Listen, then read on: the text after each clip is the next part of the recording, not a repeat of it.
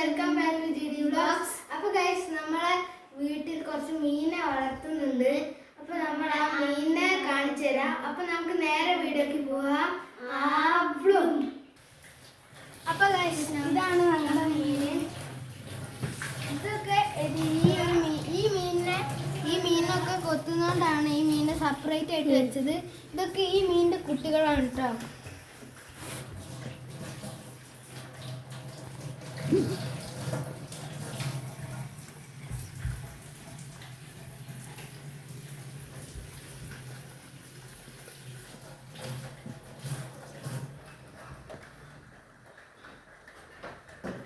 Guys ഇതാട്ടോ തള്ളമീൻ.